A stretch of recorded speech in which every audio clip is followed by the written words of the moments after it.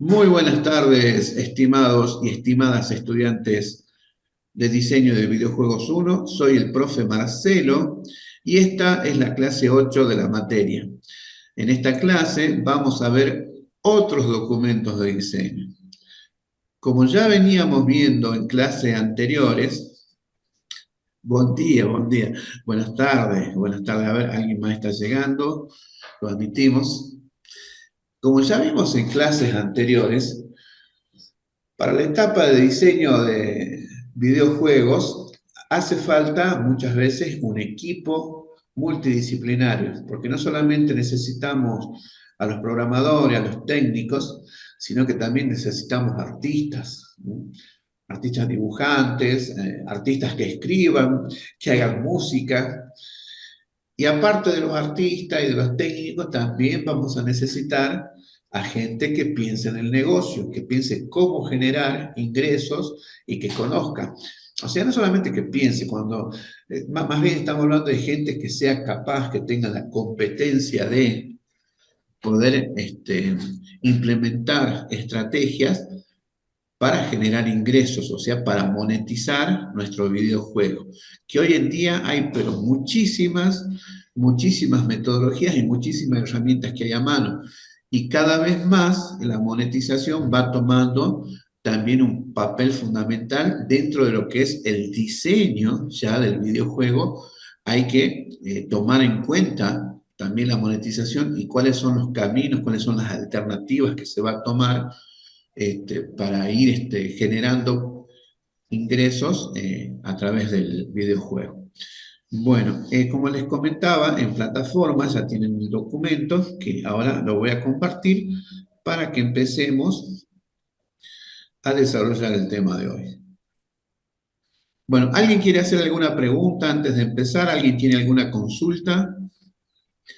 ¿Están viendo el documento?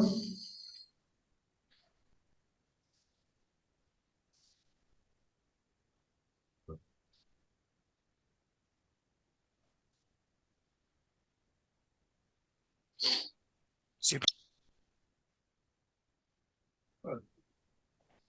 Bien, a ver, ahí me dicen que sí. Bien. Bueno, avanzamos entonces. Bueno, el tema de hoy va a ser otros documentos de diseño. Por lo que vimos en todas las clases anteriores, el desarrollo, mejor dicho, el diseño, estamos en la etapa de diseño, sería la primera etapa del ciclo de vida del videojuego. El diseño de videojuegos necesita de múltiples actores que tienen diversas habilidades, diversos conocimientos, diversa experiencia cada uno. Si bien todo empieza con una idea de hacer un videojuego por ejemplo, ¿de qué podríamos hacer hoy? Un videojuego de animales que encuentran la gran ciudad y no entienden y tienen que tratar de sobrevivir en la gran ciudad, por ejemplo. Vamos a necesitar, bueno, al que se le ocurrió la idea puede pensar, bueno, este va a ser un género de supervivencia o este va a ser un género de exploración, tal vez un género de mundo abierto, pero en la gran ciudad y desde el punto de vista de los animales. Y tiene que ir, bueno, desarrollando la idea y se va a ir acompañando, por ejemplo, de un artista, un dibujante que vaya dibujando la ciudad, las calles, los distintos escenarios y vaya poniendo a los animales, los distintos animales, puede ser un oso, puede ser un lobo, se me ocurre una rana, no sé por qué se me cruza la rana, este, un ave que encuentra en la gran ciudad, de repente animales salvajes que entran en la gran ciudad y tienen que aprender a evitar, qué sé yo, el tránsito, a evitar la polución y todas esas cosas y tratar de encontrar una manera de sobrevivir.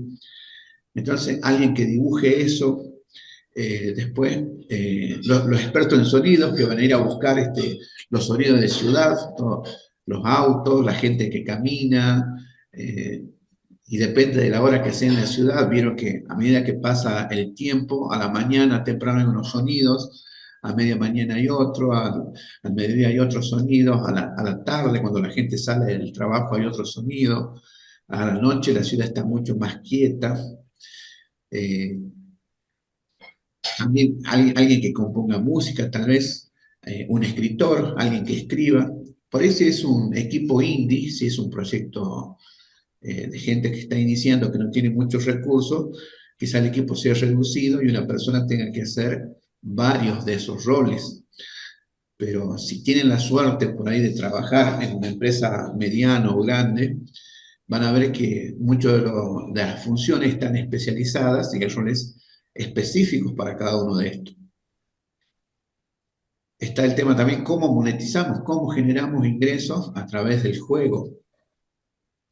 En definitiva, hace falta múltiples roles, múltiples experiencias, múltiples capacidades, competencias, múltiples visiones. Hay un cuento de Khalil Gibran que siempre me gustó, que quizás me acordé ahora, quizás podamos ilustrar un poco esto con el cuento. Bueno, estos son y esto capaz que les sirva de narrativa para algún video, algún juego, quién sabe. Les cuento, el cuento se llama, creo que era La Tierra de Sar. Khalil Gibran era un escritor del Líbano, un escritor que a mí en lo particular me gustaba mucho, lo leía mucho como dice Billy Joel, cuando usaba ropa de un hombre más joven. Y él tiene un cuento que había una persona que estaba buscando una tierra en un lugar desconocido, un lugar ignoto. Había hecho un viaje muy largo y cuando llega a la tierra empieza a preguntarle a la gente que vivía ahí si esa era la tierra de Sar, el maravilloso rey que había hecho cosas maravillosas en su vida. Entonces a la primera persona que encuentra le dice, esta es la tierra de Sar, el maravilloso rey que hizo cosas maravillosas en su vida. Entonces, esta primera persona le responde, no conozco al rey Sar, pero sé que aquí hace muchos, muchos años hubo una gran batalla entre los ejércitos del este y los ejércitos del oeste.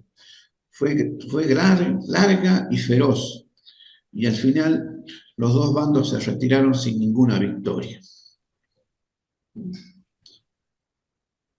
Entonces, este extranjero sigue avanzando, le pregunta a otra persona, esta es la tierra del rey Sar, del rey que hizo maravillosas cosas en su reinado. Y entonces la otra persona le dice, no conozco a ese rey, pero en esta tierra había una vez mucha alegría y había muchos artistas que hacían cosas increíbles todos los días y entretenían a la gente. Y la gente era feliz y cantaba, hasta que un día vino una plaga. Y esa plaga fue terrible. Y durante la plaga murió mucha gente, más de la mitad de la gente, incluidos los artistas. Y entonces ya no fue tan alegre como cuando estaban ellos, decían. Y así, a medida que este extranjero avanzaba por la tierra, le preguntaba a uno, le preguntaba a otro, y nadie le contestaba a su pregunta, y todos tenían una visión, un recuerdo distinto de la tierra. Hasta que al final llega a una casa en una montaña, a una cueva, mejor dicho, en una montaña donde vivía un viejo, muy, muy viejo, que era la persona más vieja y más sabia de aquel territorio. Y ya cansado, este extranjero le pregunta a este viejo sabio, eh, oh noble anciano, le dice, mi jornada ha sido larga y parece que no ha dado frutos y ya estoy cansado y mi espíritu está agotado también. He viajado desde lejos para conocer la tierra de Sar, del maravilloso rey que hizo cosas maravillosas durante su reinado, y en cambio encontré una tierra que fue asolada por una batalla, por una peste, que alguna vez fue alegre, y así iba diciendo las cosas las distintas visiones que le habían dado cada uno de las personas con las que había hablado.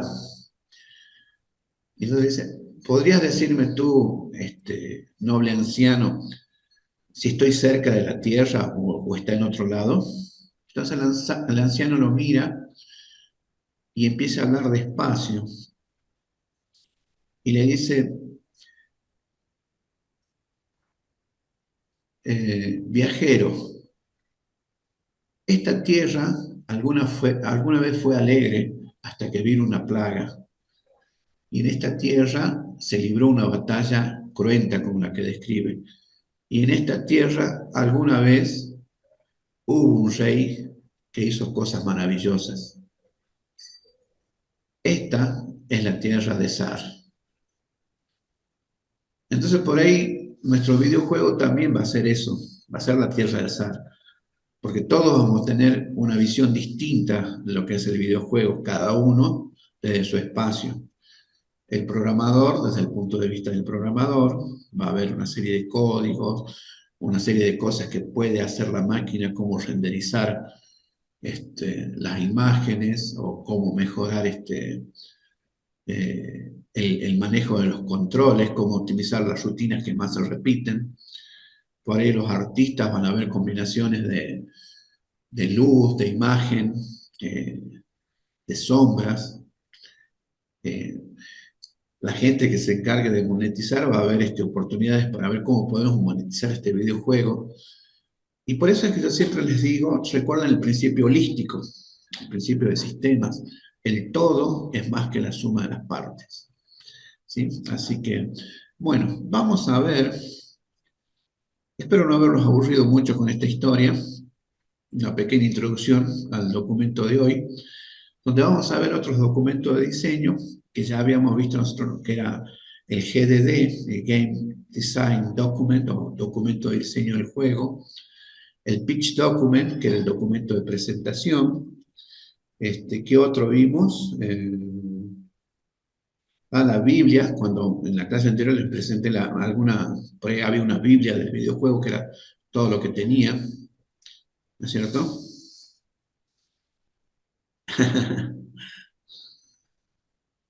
Bien, estoy leyendo el chat, sí, hay cosas. Bien. Aparte de hacer el documento de videojuego, otros documentos que son muy útiles, esto va a variar siempre, ¿no? En función si van a una empresa, a otra, o si depende del equipo, si en el equipo hay mucha gente que sabe dibujar o mucha gente que sabe programar, por ahí quizás mucha gente se pone a hacer las cosas y nadie quiere hacer el documento. El no hacer el documento se corre el riesgo de no tener bien planificado y bien claro lo que se quiere hacer. Lo que ya vamos a ver más adelante, les tengo preparada una sorpresa en la clase de hoy, que vamos a ver un tema importante que es el tema del flow, que siempre le estoy hablando del flow, y hoy vamos a desarrollar qué es esto del estado de flow o la teoría del flow. Vamos a ver de qué se trata. Es importantísimo, a ver, no sé cómo expresarlo. Es muy importante que hagan el documento de diseño del juego y que hagan otros documentos, hagan el documento de presentación, el de personaje, hagan otros.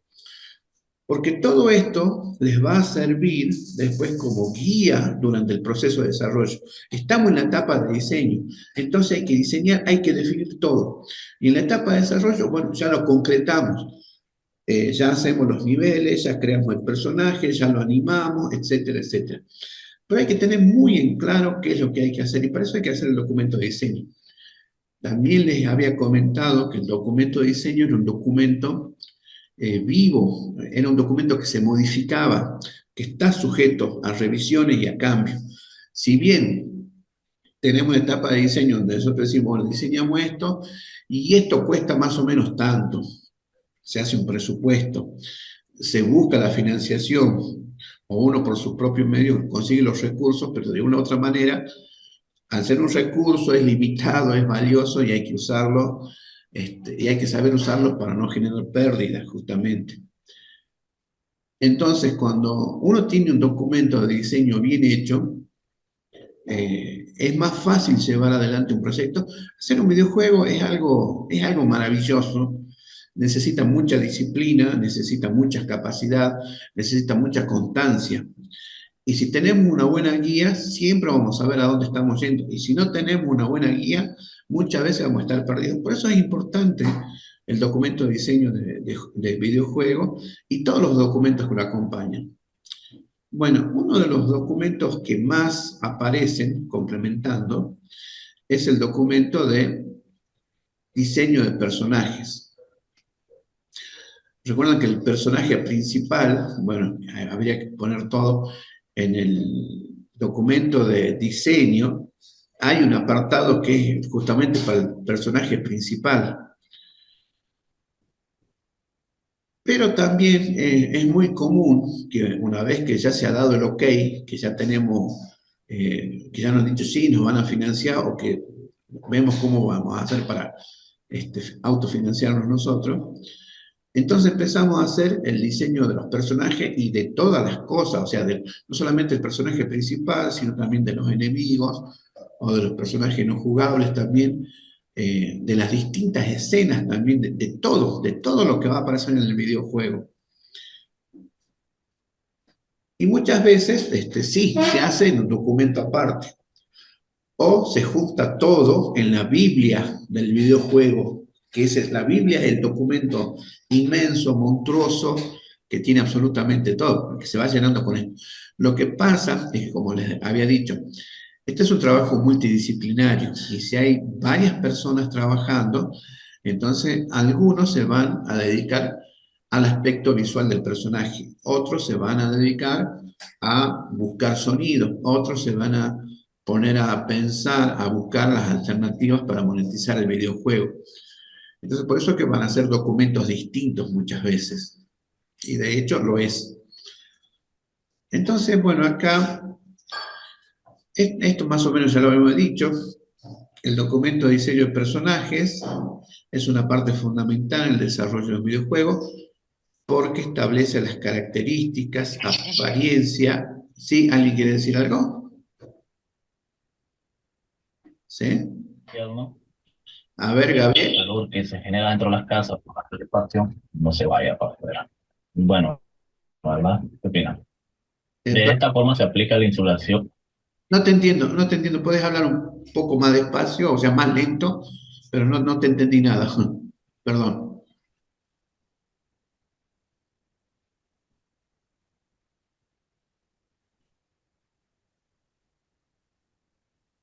¿Hola? Creo que no se había dado cuenta que estaba desmuteado. Ah, no se han dado cuenta, parece, ¿no? Bueno, bueno, en el documento de diseño de personaje vamos a poner las características, las apariencias, las habilidades, ya de todos los personajes, no solamente del personaje principal, sino de todos, hasta los personajes no jugables. Ya es una guía bien detallada. ¿Sí? Esto es una guía muy detallada. Incluso vamos a ir poniendo por niveles y a medida que va avanzando en el juego y de acuerdo a cómo vayan siendo los resultados, cómo se va a ir viendo el personaje. Bueno, me acuerdo, a ver, de Doom, no sé si bueno, que cada uno ha jugado también juegos distintos, no me imagino. Pero a medida, cuando el personaje empieza, tiene una pose, tiene una visión, un aspecto general, pero a medida que se va enfrentando con los enemigos, quizás sale herido, está más vapuleado, va perdiendo armas o va ganando otras armas, ya va cambiando el aspecto. Todo eso tiene que estar acá. Y también de cómo van a ser los enemigos, todo, absolutamente todo. Ahora, ¿qué objetivo tiene este documento de diseño de personajes? Ya tenemos el documento de diseño de videojuego. Por empezar, es más detallado. Es más detallado y se dedica solamente a los personajes. El objetivo principal del documento de diseño de personaje es capturar la visión y la esencia de cada personaje de manera clara y coherente. Entonces va a tener información detallada sobre todos los aspectos de cada personaje, desde su aspecto físico, pasando por su personalidad, su historia, ¿se acuerda? Las habilidades especiales, los movimientos y cualquier detalle que sea relevante para poder distinguir a un personaje de otro. Recuerda cuando hablábamos del diseño del personaje principal, que una parte era su apariencia física, la otra parte era su historia personal y la otra parte era su entorno, o sea, sus amistades, las relaciones que tenía con los otros personajes. Bueno, acá hay que poner todos de todos los personajes, lo mismo, pero de todos los personajes.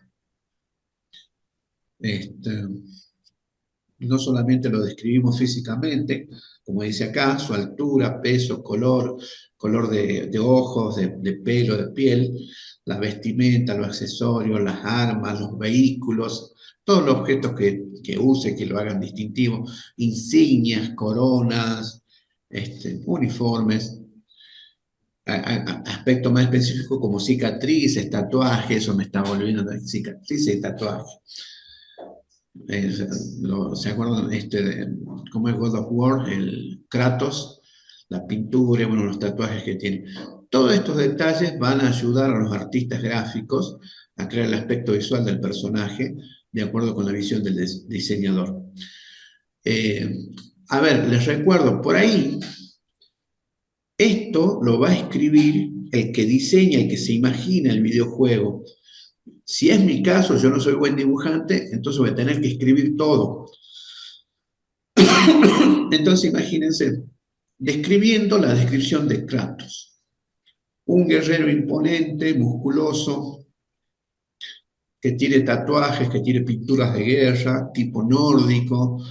Voy a tratar de, con palabras, describirlo lo mejor posible para que después venga el dibujante, que ya sea que lo va a dibujar a mano o que lo va a dibujar usando software, usando una máquina, lo haga de la mejor manera posible, me lo va a tener que mostrar y yo le voy a decir, esta era mi idea, esta no era mi idea, corregir. Entra el juego del trabajo indisciplinario. Hay que llenarlo de detalle. Ahora, si yo supiese dibujar, entonces capaz que me largo a dibujar, no hago una descripción visual, como recién estábamos diciendo en el chat, que algunos decían, bueno, para hacer los controles mejor hago imágenes. Sí, está bien, está bien. Pero también agreguen algo de texto porque no todos somos visuales, no todos somos textuales. Necesitamos un poco de ambos. Siempre va a prevalecer más una cosa que la otra, ¿sí? Pero hay que comunicarse de todas las maneras posibles. ¿Ven? Además de la apariencia física, el documento de diseño de personajes también va a describir la personalidad. ¿Sí? ¿Cómo es este personaje? ¿Qué temperamento tiene?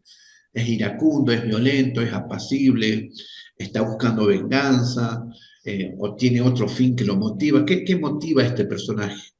¿Cuál es su historia? ¿Por qué actúa así?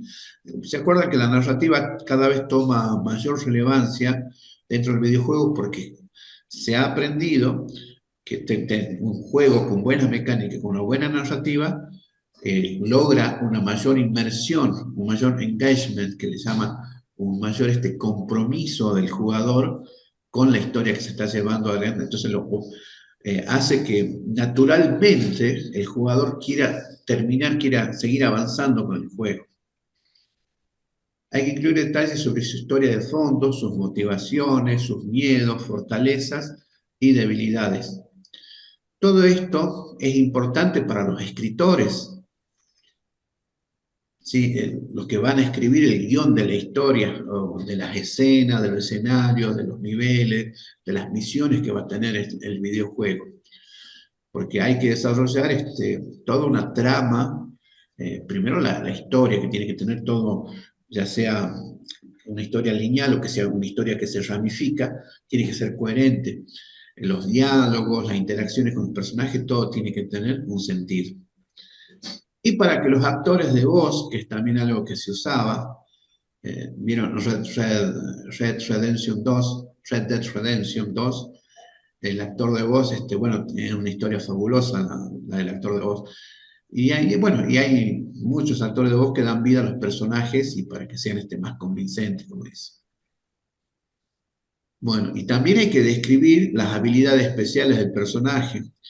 Bueno, me acuerdo de Sonic, Sonic era muy, muy rápido, que corría por todos lados así, en contraposición a Mario, que Mario era más, era saltarín, pero no era tan rápido.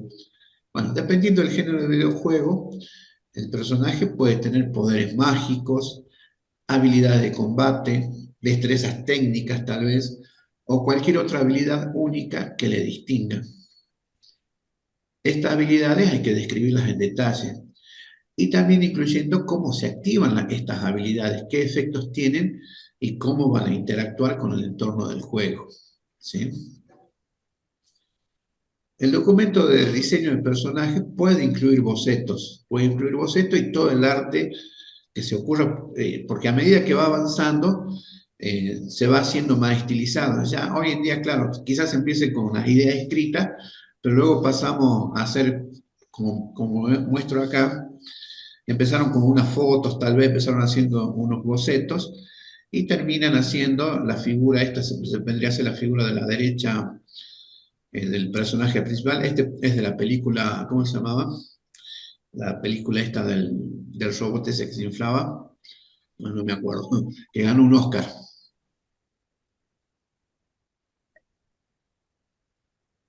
Esa, Big Hero, de esa película, es el personaje de la película Hero, es The Big Hero. Eh,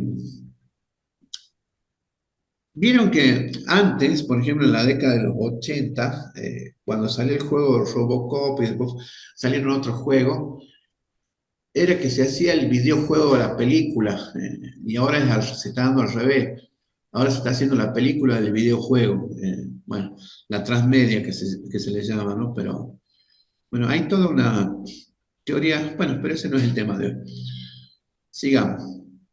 En definitiva, el documento de diseño de personajes es un recurso vital en el desarrollo de un videojuego, porque nos va a dar una visión detallada, una descripción detallada de cada uno de los personajes, ¿sí? Ya no solamente del personaje principal, sino también de los enemigos, de los no jugables y de todos los demás personajes, y quizás también de algunos objetos que sean muy importantes para la historia.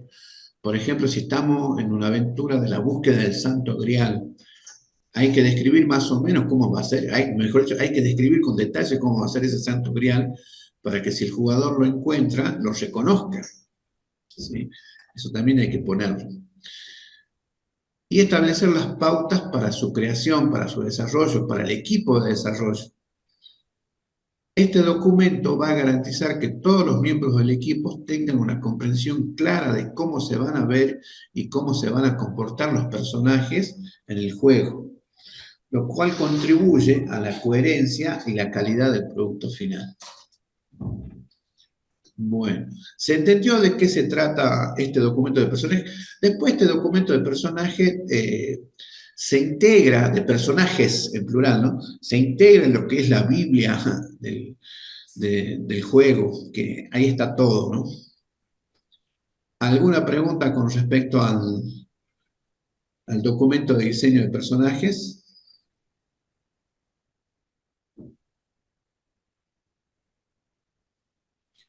No, profe, yo, bueno, recién estoy entrando, una cuestión de tiempo, así que estoy mirando el documento ahí con los gráficos. Bien,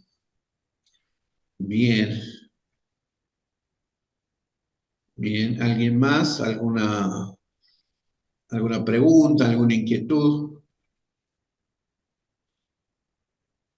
Bueno, hay toda una serie de documentos. Yo elegí algunos que son los que más se usan. Tomé como base a Ralph Koster y a otro escritor también. Y estos documentos van a ser necesarios después, como les digo, en la etapa de desarrollo, tener una guía clara de qué es lo que hay que hacer y cómo hay que hacerlo. El documento que sigue es este documento de progresión de niveles. Un documento de progresión de niveles o de escenarios, depende de cómo ustedes estructuren el juego, si es para ir pasando de nivel o si pasamos de un escenario a otro, o de progresión de la historia, o sea, una historia en un solo escenario. pero en definitiva, de algún modo va a haber una progresión de algo muy sencillo a algo que se va a ir haciendo más complejo a medida que avanza el juego. Y es bueno tener una idea de cómo va a ser esta progresión. Bueno, esta herramienta va a servir para ir plasmando la estructura y la dificultad de los niveles a lo largo del juego. Ahora sí, presten atención porque acá esta es la parte de diseño. Ya estamos terminando lo que es el diseño. La etapa de diseño, de este diseño teórico, tal vez de este diseño en papel, de este diseño escribiendo documentos, ya está terminando. Y ya después de esto, si seguimos la etapa de diseño, ya va a ser para hacer prototipos. Para empezar a hacer los prototipos, iterar, a ver si andan bien las ideas que se nos han ocurrido, y si no, las ajustamos, las cambiamos, las modificamos, hasta que tengamos una idea que nos convenza y seguir adelante. Y una vez que terminamos, pues, porque los prototipos nos van a servir para darnos retroalimentación sobre lo que estamos haciendo. Y una vez que ya terminamos con esto, ya pasamos a la etapa de desarrollo. Durante la etapa de desarrollo, si bien por lo menos el diseñador principal y uno que otro diseñador va a estar disponible para las consultas del equipo de desarrollo, pero en la etapa de desarrollo los protagonistas van a ser los desarrolladores, los que escriben el código fuente, los artistas que ya van concretando las ideas que se tuvieron durante el diseño, y esta parte que es el documento de progresión de nivel. Bueno, todo esto recuerden que es para lograr enganchar al jugador, para lograr que el jugador se sienta atraído y pueda y ponga interés en jugar al videojuego.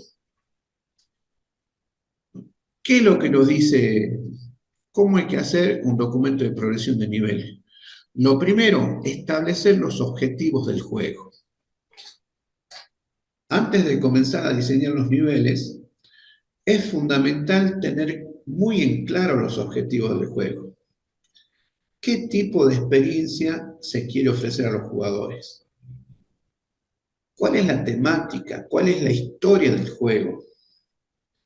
Si tenemos bien definidos estos dos puntos, entonces ya tenemos una buena dirección para seguir con el diseño de nivel. Lo primero, hay que establecer bien los objetivos en base a la experiencia que le queremos ofrecer a los jugadores y en base a la historia del juego. Entonces, escribimos bien cuáles son los objetivos que queremos lograr. Luego, vamos a ir identificando los puntos claves de la progresión. Es decir, hay que definir los momentos clave o los hitos, esos eventos únicos, esos eventos especiales que deseamos que nuestros jugadores alcancen o que los jugadores alcancen a medida que avanzan en el juego. Pueden ser eventos importantes, desafíos particulares o logros significativos. Hay que pensar muy bien en estos puntos clave, porque serán la base sobre la cual vamos a hacer la progresión de niveles. Y acá yo les compartí una imagen, que es una imagen que ya les voy a comentar enseguida bien de qué se trata. Es un diagrama de flujo, básicamente, que se utiliza mucho justamente para mostrar cómo va a ser la progresión de niveles. Hay que determinar cuál es el nivel final y el nivel inicial y el nivel final. O sea, ¿cuál es el nivel inicial del juego? Que por lo general es un nivel simple, en donde se invita al jugador a entrar al juego y se le va enseñando de a poco cómo es la lógica, cómo es el universo del juego, qué está permitido, cuáles son las reglas, las mecánicas, que si hace esto pasa aquello. Tiene que tener una buena retroalimentación, tiene que despertar la curiosidad, las ganas de seguir adelante con el videojuego. ¿Sí? Es decir, introducirlo a la mecánica y los conceptos básicos. Hay que decidir también cuál va a ser el nivel final, que el nivel final va a ser justamente el más desafiante, pero también tiene que ser el más gratificante, el que da la mayor recompensa. Entonces, tener claridad de dónde partimos y hacia dónde vamos nos va a ayudar a ir llenando los niveles intermedios, ¿sí? Para poder hacer toda una secuencia bien armada de nivel. Fíjense el siguiente punto, el punto 4. Diseñar una curva de dificultad. La curva de dificultad establece cómo aumenta el desafío a medida que los jugadores avanzan en el juego. Puede ser una cosa lineal, puede ser una cosa parabólica, puede ser una cosa exponencial. O sea, que por ahí pasar el nivel 1 al 2 requiere cierto desafío, un poco lineal, pero si lo hacemos lineal es aburrido. Si lo hacemos exponencial puede ser muy desafiante, pero más interesante. Depende de la audiencia, depende de la historia. Hay muchos factores que hay que tener en cuenta para hacer esta curva de dificultad. Se puede optar por una curva gradual, donde la dificultad se incrementa de manera constante, o se puede diseñar momentos de mayor dificultad intercalados con niveles más fáciles para generar variedad, que es generalmente lo que se hace, ¿no? Hay unos momentos donde, bueno, uno está explorando, haciendo ciertas cosas y viene de repente un momento como de clímax, de máxima tensión, que si uno pasa eso, bueno, recibe una cierta recompensa y después otra vez tiene que seguir Bueno, todo depende del tipo de videojuego. La verdad es que hablar sobre esto sin tener algo en concreto es medio al vicio porque eh, por ahí un juego de puzzle es muy distinto a los juegos de first person shooter o a los juegos de aventuras del mundo libre. Es muy distinta la dinámica, va a ser muy distinta los niveles de dificultad, así que, pero hay que pensar en cómo va a ser esta curva de dificultad también y cuáles son los hitos que van a ir marcando, ¿no? Y una vez que ya tenemos todo esto, sí, ahí sí pasamos a definir las mecánicas y los obstáculos. Cada nivel tiene que presentar nuevas mecánicas, nuevos desafíos para mantener el interés de los jugadores. Es necesario identificar, poner nombre a las habilidades o herramientas que los jugadores van a ir adquiriendo a lo largo del juego y crear niveles que pongan a prueba el dominio de estas habilidades. Entonces, ya casi les va a ir saliendo prácticamente solo el tema de agregar obstáculos, enemigos u otros elementos que los jugadores deben superar para avanzar. Sí, esto hay que pensarlo bastante. Y acá es donde ya estamos en la entraña de lo que es el diseño del videojuego. Esto es lo más profundo que van a ver, porque ya si entienden qué es todo esto, van a ver que después agregar los enemigos, pero ¿por qué agrego este tipo de enemigos que hay que vencerlo, quizás con una habilidad adquirida en el nivel anterior, pero aparte con un arma que va a adquirir en este nivel, por ejemplo, por decir una cosa? Pero tiene que ser un sistema que va sumando cosas y al final la experiencia total es más que la suma de las partes. Hay que crear una progresión temática, porque estamos desarrollando una historia y esta historia tiene un propósito, tiene un objetivo. Y el jugador va desandando esta historia, va siguiendo, y a medida que va desandando esta historia, va adquiriendo habilidades. Como es que decía Sócrates, ningún hombre bebe dos veces del mismo río. Porque está bien, el mismo hombre puede ir a beber al río, pero si fue una primera vez, la segunda vez que fue ya tuvo otras vivencias, ya tuvo otras experiencias y ya no es el mismo hombre. Y el jugador se puede pasar por el mismo nivel, pero ya lo va a hacer el mismo jugador porque ya tiene la experiencia de haber pasado por ese lugar, ¿sí? Entonces hay que aprovechar la historia y hacer una progresión coherente. Por ejemplo, si se está desarrollando un juego de exploración espacial, se pueden comenzar con niveles en planetas cercanos y luego ir avanzando a galaxias, ir pasando de constelación en constelación, luego a galaxias y así, hasta lugares más lejanos y remotos. Y bueno, y acá algo que no estábamos mencionando, de alguna forma lo mencionamos, ¿no? Itera y prueba, o sea, la famosa iteración. justamente en la etapa de diseño todavía quizás no estamos concretando muchas cosas, estamos diseñando, pero por ahí si tenemos la posibilidad de hacer prototipos, hacer bocetos, hacer pequeños modelos que podamos manipular y para ir probando las ideas, hay que hacerlo. Mientras más retroalimentación tengamos sobre nuestras ideas, mientras vamos a tener más oportunidades para ir mejorando el diseño. Y eso va a repercutir en un mejor proceso de desarrollo, en una mejor calidad de videojuego, en un videojuego que va a estar mejor pensado para nuestros jugadores, para enganchar a los jugadores, ¿no? Entonces, a medida que vamos diseñando los niveles, hay que realizar pruebas. ¿Cómo las realizamos? A través de prototipos, de bocetos, de modelos, etcétera. Y vamos recopilando y teniendo en cuenta todos los comentarios, toda la retroalimentación que nos va llegando. Lo importante, recuerden que estamos haciendo progresión de niveles, es hacer que esta progresión sea satisfactoria, que no sea ni muy extenuante, que no provoque demasiada ansiedad y que no provoque aburrimiento, sino que, no, sino que provoque en el jugador ganas de jugar, el interés, que ya vamos a hablar de eso enseguida.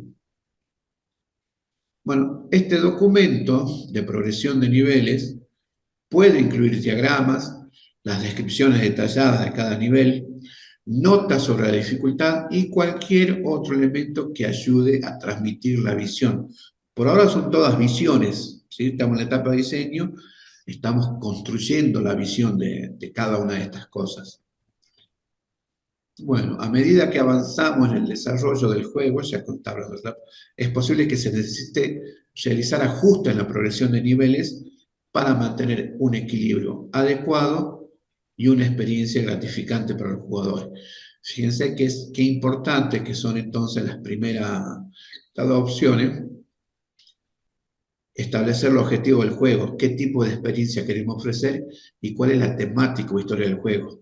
Identificar los puntos claves de progresión, porque todo eso nos va a ayudar a llegar hasta el final, crear esta curva de progresión y diseñar de esta manera unos buenos niveles que reflejen esta curva de progresión, reflejen la historia, reflejen la experiencia que queremos transmitir al jugador.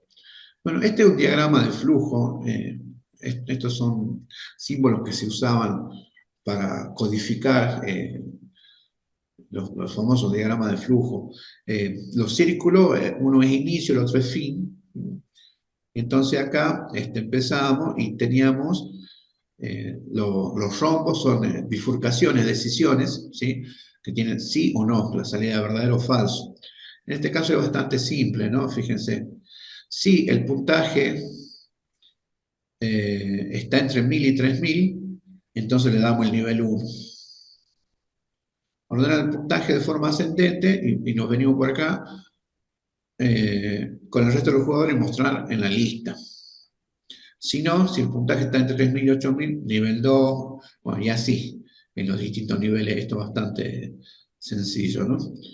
Entonces, a medida que jugaba, hasta que llegara al nivel 6, esto tenía 6 niveles nada más, fin de la participación, por ejemplo. Con este tipo de diagramas de dificultad, pero por supuesto, esto era solamente para empezar nada más. Ya vamos a ver otros tipos, bueno, hay otros tipos de diagramas que son más complejos y que van con la curva de aprendizaje, diciendo que para pasar al nivel 2 tiene que haber desarrollado tal habilidad o tiene que haber logrado tales hitos, ¿sí? Tales eventos se tienen que haber cumplido. Bueno, hasta ahí estamos. ¿Alguna preguntita con respecto a esto de la progresión de niveles? No, profe. Muy bien, Daniela, es el if, así es, muy bien.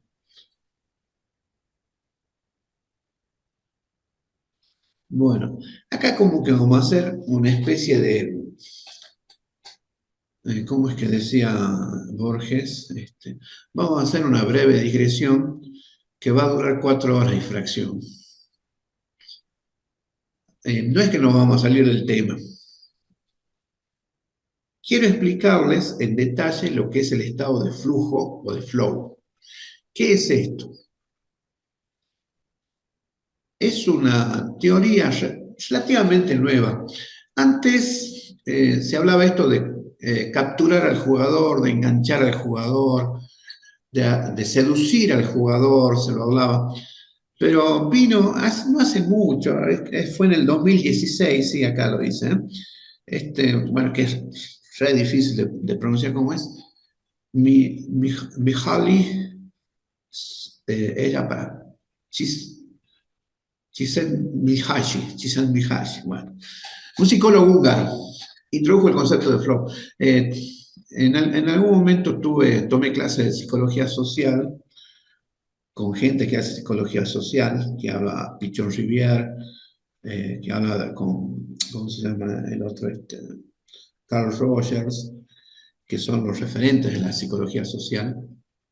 Pichon Rivière era un psicólogo argentino que trajo el psicoanálisis a la Argentina y después hizo su propia escuela de terapia, que es el enfoque, que es una escuela que todavía hoy da mucho que hablar. Bueno, pero sigamos con, acá en 2016, este psicólogo húngaro introduce el concepto de flow para redondear todo esto que antes se hablaba de enganchar al jugador, mantenerlo atrapado en el videojuego, lograr la inmersión. Él hace un estudio. Esta persona hace un estudio muy grande. Primero empezó con los artistas.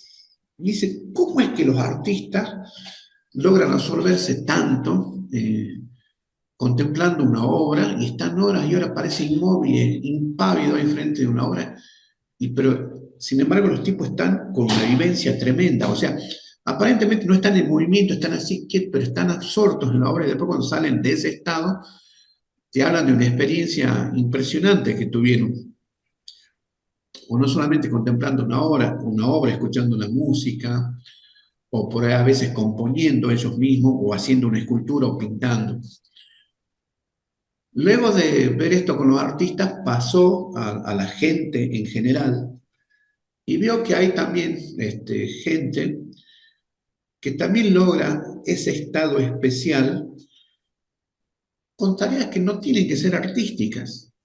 A veces vio que hay gente que simplemente paseando logra este estado de sumisión total en otra cosa, o que haciendo incluso una tarea repetitiva, rutinaria, logra entrar en un estado que es inexplicable. Él lo llama el estado de flujo, de flow.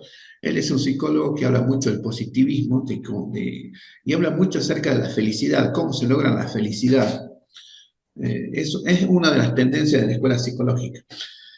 Esto pegó muchísimo en lo que es el arte y pegó muchísimo también en lo que es el videojuego, el entretenimiento en general, ¿no? Y en los videojuegos, obviamente. Bueno, un concepto muy comentado en el diseño de videojuegos, que en los últimos años ha tomado fuerza en las investigaciones, porque todo esto está documentado. No es que a alguien se le ocurre y dice, no, no, esto está documentado con miles de horas de grabación, miles de páginas escritas, experimentos hechos, y hay una base muy fuerte que indica que esto es así. Como les digo, esto viene a dar forma a todo esto que decíamos antes de cómo logramos la inmersión. Bueno, ha tomado fuerza entre las investigaciones que es el estado de flow, que en español sería el flujo. El estado de flujo es un concepto nombrado por este psicólogo Mihaly Csikszentmihalyi, el cual investigaba cómo los artistas se adentraban y perdían en su trabajo, en el trabajo creativo, haciendo énfasis en la experiencia positiva que eso creaba para el artista. Sin embargo, encontró que es un concepto abstracto y difícil de conceptualizar, pero que también se da en muchas personas, no solamente en los artistas, como digo. Después siguió con las investigaciones y vio que mucha gente logra este estado. Dice que el estado del flow, el estado de flujo, es un estado mental óptimo de inmersión y disfrute de una actividad. En su libro, El flujo y las fundaciones de la psicología positiva, que hay, bueno, ahí les dejé un enlace por las dudas, alguien se interese. Este concepto se aplica pero muchísimo a la industria del entretenimiento y a la industria del videojuego, porque aunque ustedes no lo crean, los jugadores van a experimentar el estado de flow mientras juegan. El Pero, estado, Fren, ¿será que el estado ese tiene que ver algo con qué es lo que logra la inmersión de esa actividad en el cerebro y qué es lo que producen las reacciones químicas, digamos, que tal vez hacen que el cerebro entre en un estado de necesidad o de, así como un estado catatónico, pero a la vez en un estado de placer? Por eso es que al jugador también le cuesta a veces desapegarse, qué sé yo, cuando entra a un juego. Me exactamente, pasó, digamos, en unas ocasiones, entrar en un estado de placer donde digo, bueno, no contabilizo las horas exacto, y me gustó estar jugando esas 3 horas, o sea, y no lo he sentido. a No lo, eso voy. no Y lo no lo sentí porque se me pasaron volando.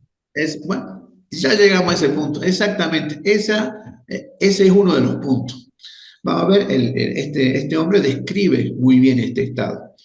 Bueno, este estado se alcanza cuando hay un equilibrio entre el nivel de habilidad del jugador, es lo que estábamos hablando antes, fíjense qué importante es ir pensando todas estas cosas, entre el nivel de habilidad del jugador y el nivel de desafío del juego. Cuando estos dos elementos están en sintonía, entonces los jugadores se pueden sumergir completamente en la actividad y experimentar el estado de flujo óptimo, el flow, la zona, el canal. Durante este estado, los jugadores se sienten totalmente inmersos, como recién decía el compañero, en el juego. Pierden la noción del tiempo y experimentan un alto nivel de satisfacción y disfrute. Y claro, cuando vos estás en un estado así, no querés salir de ese estado. Y ya cuando salís del estado decís, hey, vuelve a la realidad. Che, pero quiero volver a estar ahí. Exactamente es tal cual lo expresó recién el compañero. ¿Sí?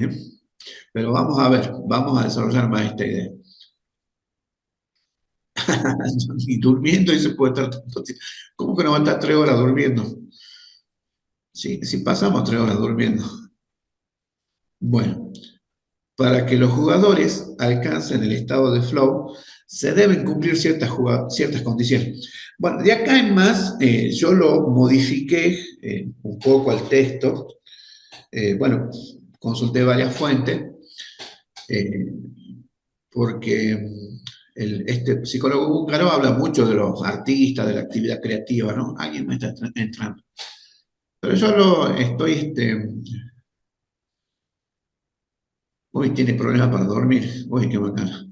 Bueno, eh, yo lo relaciono con el videojuego. Vamos a hablar todo acerca del videojuego porque después este psicólogo también vio que mucha gente que no es artista también logra el estado de flow de diversas maneras.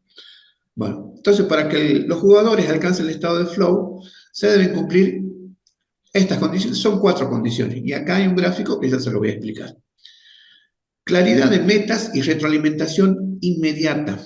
Y fíjense que tiene que ver con la planificación que estábamos hablando antes de la progresión en los niveles, progresión de la dificultad de los niveles de videojuego. Claridad de metas y retroalimentación inmediata.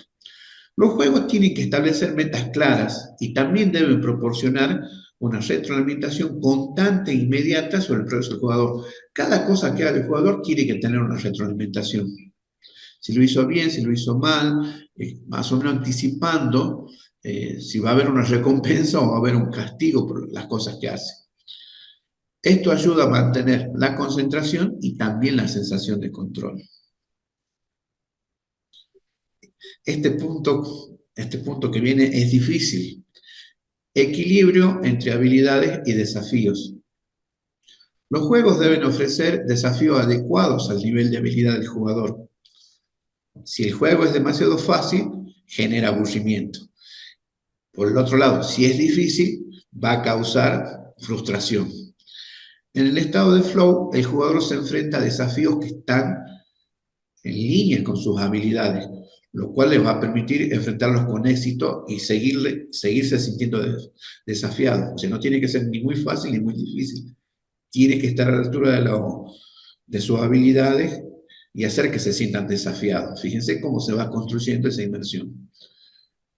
Concentración total. Durante el estado de flow, los jugadores están completamente absortos, inmersos en el juego, centrando su atención y energía en esta tarea.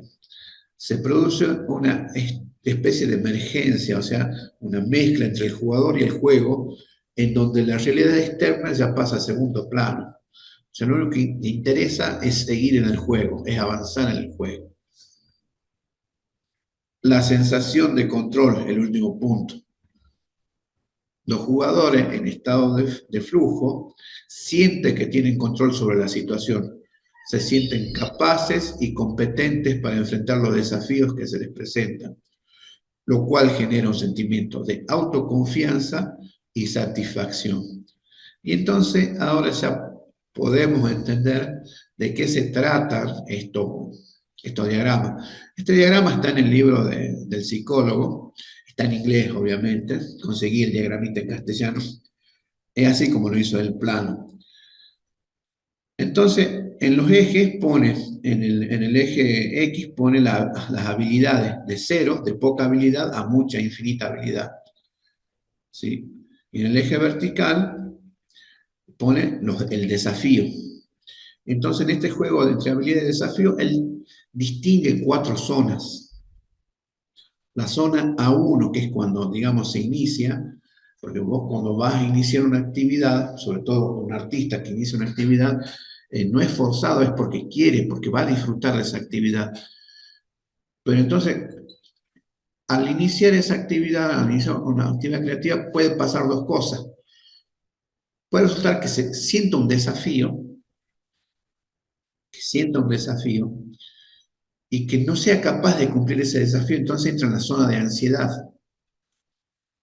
Pero luego empieza a avanzar, a hacer cosas, y puede ver, puedo hacer esto así, esto de esta manera, y va obteniendo resultados, entonces vuelve al canal del flujo, o sea, pasa de A1 a A3, la zona de ansiedad, y luego a A4 de nuevo al canal del flujo.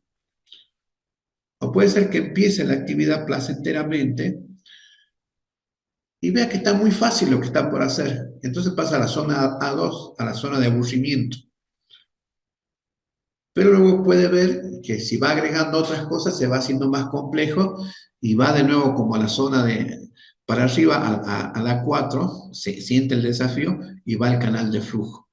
Lo importante es mantener al jugador en este canal de flujo, en la zona, en el canal, es mantenerlo en esta parte, donde la ansiedad no sea tal que lo frustre y la facilidad, la habilidad del jugador supere los desafíos y caiga en el aburrimiento, sino tenerlo en esta zona.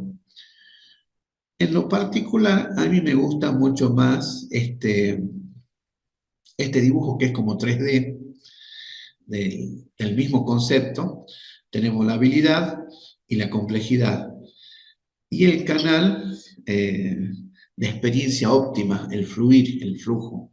Que fíjense que es un canal que va para arriba, entonces no tenemos que caer ni en el aburrimiento, ni tenemos que caer en la ansiedad, sino que tenemos que ir en este canal ascendente, ¿sí?, de progresión del estado de flow, para lograr que el jugador esté inmerso, esté totalmente subsumido en la experiencia del juego.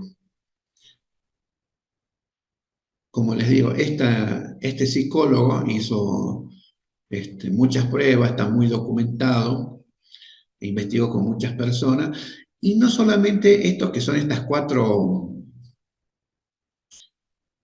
condiciones que se deben cumplir, ¿no? Que la claridad de mente y retroalimentación inmediata. Fíjense que un videojuego bien diseñado va a tener eso. El equilibrio entre las habilidades y los desafíos. Y eso es justamente el trabajo del diseñador, del equipo de diseño.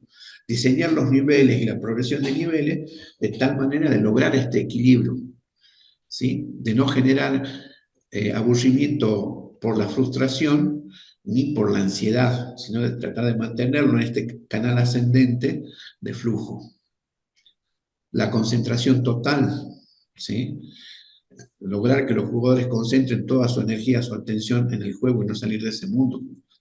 La sensación de control.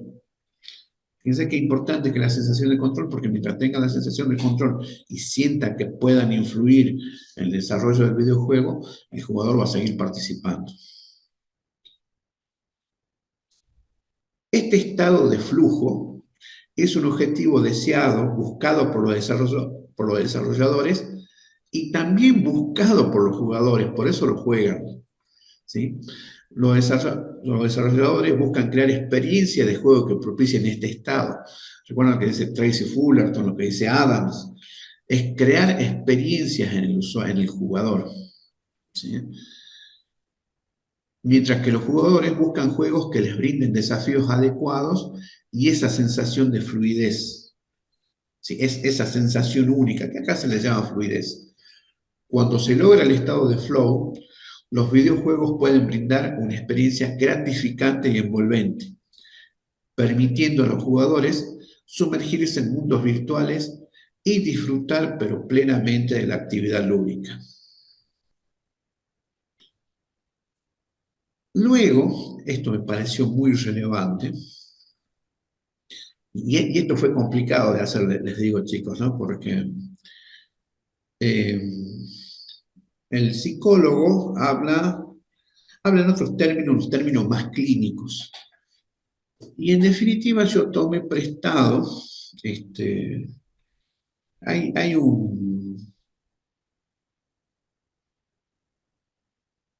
eh, hay varias personas que escriben sobre videojuegos, no son estos los escritores de los libros, son blogs que por ahí consultan. Me acuerdo que hay uno que encontré hace años, eh, que hacía una revisión del Doom, de Doom Eternal, que fue una versión de Doom que salió ahora en el 2000, no me acuerdo si 2013 o 2015, por ahí salió Doom Eternal, ya con toda la tecnología de la época, obviamente mucho más avanzado que el Doom que yo jugaba en los 90. Y me gustó mucho lo que decía este artículo y justamente eh, hacía referencia a las investigaciones de este psicólogo húngaro. Ahí me dice 2020, sí, sí es posible. La verdad que eh, sí, sí, es muy posible. Y acá lo que le tomé prestado, el tema de que él usaba ya unos nombres quizás más cercanos a nosotros y no tan clínicos, no tan psicológicos de las cuestiones. Bueno, para identificar que un jugador está en el estado de flow, nuestro amigo el psicólogo profundiza la teoría y ha identificado 6 factores de flujo. El primer factor es la concentración intensa. ¿Cómo logramos la concentración intensa? Con ciertos elementos claves del entorno que permiten una lectura rápida mientras los jugadores se mueven por el nivel combatiendo enemigos.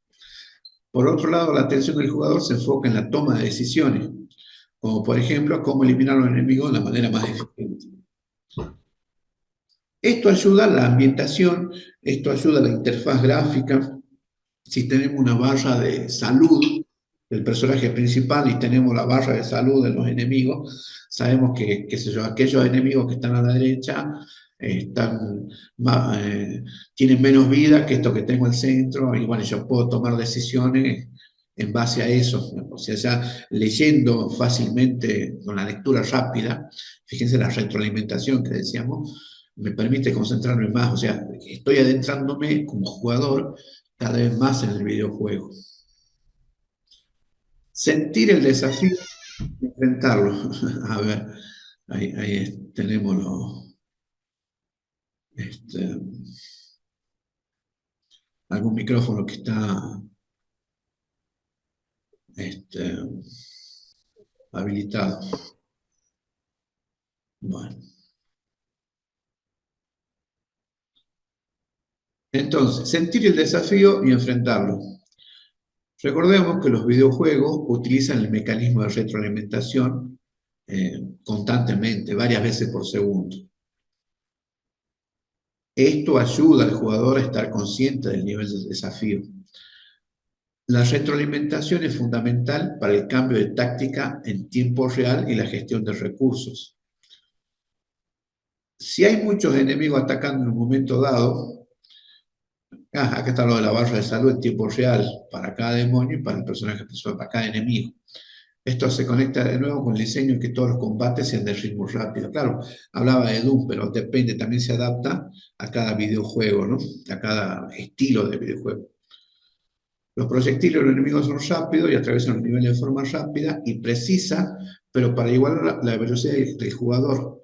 Nunca lo superan y por eso es que tiene que haber un nivel de progresión. Entonces, si estamos en un nivel, vamos adquiriendo las habilidades para pasar ese nivel y en el nivel siguiente las cosas son un poco más desafiantes. Fíjense cómo se va enganchando todo, cómo todo va enlazando. Pero nunca superarlo para que el jugador esté en ese canal de flow, en ese canal de flujo. Los desarrolladores se esforzaron por asegurarse de que la mayoría de las amenazas y los proyectiles entrantes sean visibles, identificables por el jugador. La pérdida de la autoconciencia, el tercer aspecto que menciona el psicólogo, a menudo se caracteriza por perderse por completo, sumirse en un momento dado. Un ejemplo es cuando estás viendo el menú para cambiar de arma, entonces fluye entre todos los tipos de armas, vas rápido y elegís dependiendo de los enemigos que tenés cerca en el área. Por ahí ves que tal arma te va a convenir más que tal otra. Ya tus músculos, tu memoria muscular, conoce los movimientos, sabe dónde poner los dedos y cuándo presionar el botón. Prácticamente no tenés que pensar en eso, porque es automático. La acción simplemente se hace porque no hay tiempo para pensar y analizar, simplemente despliega el menú, elegí, seguí y así. Eso ya estás muy inmerso en el juego. La distorsión del tiempo, algo que mencionó también acá el compañero. La concentración, el enfrentar el desafío y la pérdida de la autoconciencia. Todo esto sucede a la vez y da como resultado este estado de flujo. No estás pensando, pero el tiempo sigue transcurriendo. Ahora tu tiempo dentro del juego transcurre a una velocidad distinta. Por eso se habla de una distorsión del tiempo. Y por eso que pasaron, hasta que vos te das cuenta y levantás la vista y decís, uy, pasaron 3 horas, 4 horas, pasó 1 hora y decís, ¿cómo puede haber pasado tanto tiempo si apenas elegí unas armas y maté? Me pasó en el casino, profe. Ah, en el casino, uy. Pero, Me pasó en el casino. Sí. ¿sí? Siempre hay un juego que no. Sí, siempre hay. Sí, yo con el Doom sí pasé mucho tiempo, con el Age también pasé mucho tiempo. Bueno, también leyendo libros y programando también pasé mucho tiempo en estado de flow, gracias a Dios. Es una experiencia que espero que todos la tengan alguna vez. Y como les digo, no solamente se va a dar en el videojuego, ¿no?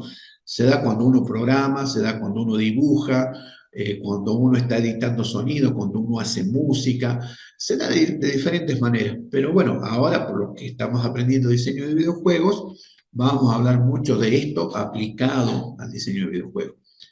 El agrado.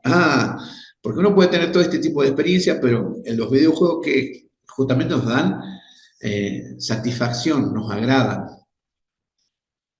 Hay que crear mecánicas que despierten la sensación de agrado cuando el jugador las utiliza. Por ejemplo, si el jugador aprende a utilizar cierto combo de ataque, como las fatalities o los power-ups, pero también hay que tener en cuenta que hay que equilibrar y poner algo de riesgo en esta circunstancia, ¿no? Porque cuando vos te estás preparando para aplicar este combo, el jugador se está preparando para aplicar el combo, la fatality o el power-up, también corre el riesgo de ser atacado. Pero esto está bien porque va a agregar emoción a este momento, ¿sí? Armando una suerte de rompecabezas táctico que le llaman algunos. Y el resultado final es que esta tensión produce una mayor satisfacción, un mayor agrado en el jugador cuando se consume. Al combinar esto con todas las acciones que se pueden realizar, usando varios ángulos de enfoque, desafíos de combate, tipos de enemigos, etcétera. Todo esto tiende a crear esa experiencia gratificante con la que interactúa el jugador. ¿Sí? Bueno. Bueno, acá sí, el psicólogo usó un término rarísimo, que eso me decía, no, no voy a usar ese término porque no me iba a pasar media hora explicando ese término. Prefiero usar este término, yo creo que me decidió por eso. Gratificación intrínseca. Eh, Hay una crítica que se le hace a los videojuegos. Al ajedrez también se le hace esta crítica. Si ustedes recuerdan, no sé si ustedes recordaron, por ahí son chicos, ¿no? En las décadas de los 90, en los 80, en los 70, se hablaba mucho de los maestros, los grandes maestros del ajedrez. Spassky, Fischer, era la otra gran batalla que había entre Estados Unidos y Rusia. ¿Quién, quién era el mejor ajedrecista? Los jugadores de ajedrez también tienen una gran inmersión en el juego del ajedrez. Los grandes jugadores, los grandes maestros, prácticamente no hay otra cosa en su vida que el ajedrez. Bobby Fischer era un ermitaño que vivía prácticamente solo en medio de Nueva York, en el subsuelo, y tenía, no sé, 20 tableros de ajedrez, una cosa así. Spassky también, él vivía en una zona rural y no le interesaba otra cosa que jugar al ajedrez. Entonces decían, a ver, pero ¿para qué jugás? Entonces hay una motivación que viene por afuera. Ponele, un jugador de fútbol. Si es muy bueno, le van a pagar millones para jugar para tal equipo. Esa es una motivación externa. Está bien. Pero ustedes ven los grandes jugadores como Messi, Maradona, no sé, Pelé. Eh, yo siempre me acuerdo de Michael Jordan, de los Chicago Bulls, Shaquille O'Neal, de Los Ángeles Lakers. Estos tipos, Jordan y Shaquille O'Neal, por ahí estaban en los playoffs, en las semifinales ya de las temporadas, y por ahí en medio de los playoffs se escapaban, iban a jugar en los barrios bajos, donde nadie los miraba, donde no lo estaban filmando, donde no ganaban millones. Simplemente iban a jugar con la gente del barrio porque les gustaba jugar. Eh, También lo que pasa con muchos jugadores que simplemente por ahí van a hacer un picado y porque les gusta jugar. O sea, aparte de la motivación extrínseca de que podés ganar millones, de que tenés la fama, de que todo el mundo te respeta, te admira, y también está el jugar por jugar, la motivación intrínseca, algo que no se puede explicar, que no se puede entender, que ya está dentro de uno mismo. Entonces, por eso acá habla de la gratificación intrínseca, algo que nace desde dentro del jugador y no se puede entender, no se puede explicar, simplemente se visualiza porque el tipo ya ganó, y está jugando de nuevo. ¿Qué está haciendo? Me gusta jugar. Según este psicólogo húngaro, dice, para el jugador, el juego lo hace sentir competente y autónomo en cada nivel. El juego debe brindar la oportunidad de no repetir errores y jugar mejor, lo cual mantiene a los jugadores comprometidos en todo momento y hace que mejoren la batalla. La combinación de todo esto garantiza que los jugadores sean eficientes y estén cerca de su límite en todo momento. Una condición de presencia absoluta y felicidad. Él lo trata de explicar de esa manera. Un componente fundamental de nuestra felicidad es la sensación de control sobre nuestras vidas. Si uno no tiene control sobre nuestras vidas, y realmente no se siente feliz. Es decir, que el jugador satisface un deseo no material, como por ejemplo esa sensación de control y de autorrealización, que es lo que produce la gratificación intrínseca. Bueno, este psicólogo lo explica de esa manera, ¿no?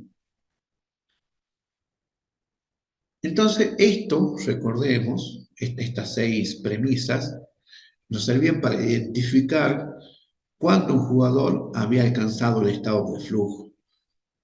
Si logramos esto, y en algún momento se logra esto, entonces es que el jugador sí está en su estado de flujo. Todo esto garantiza, ¿no es cierto?, que los jugadores están pasando por esa experiencia, que es lo que buscan los diseñadores, los desarrolladores. Pero esto debe ser una decisión consciente.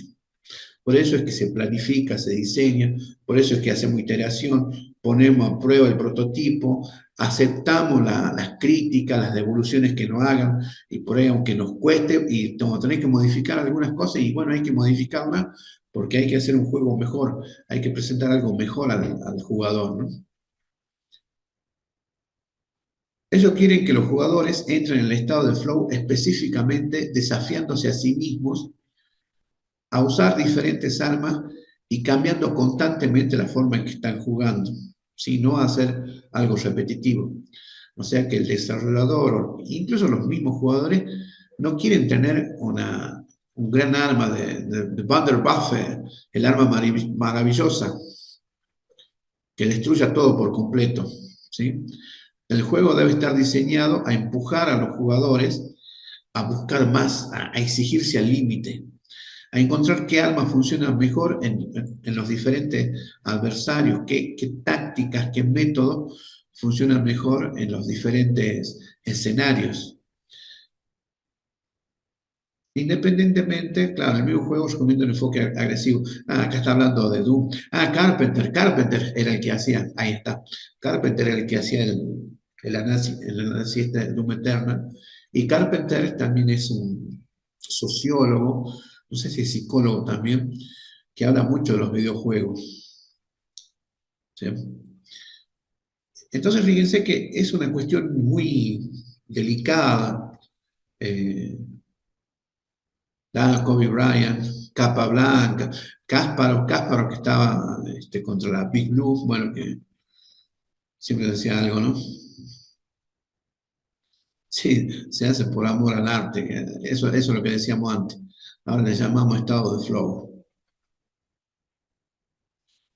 Bueno, y todo esto porque viene el documento de Flowboard. Aparte de hacer el documento de progresión de nivel, a ver, me dan un minuto, voy a prender la luz, veo que se oscurece un poco atrás mío.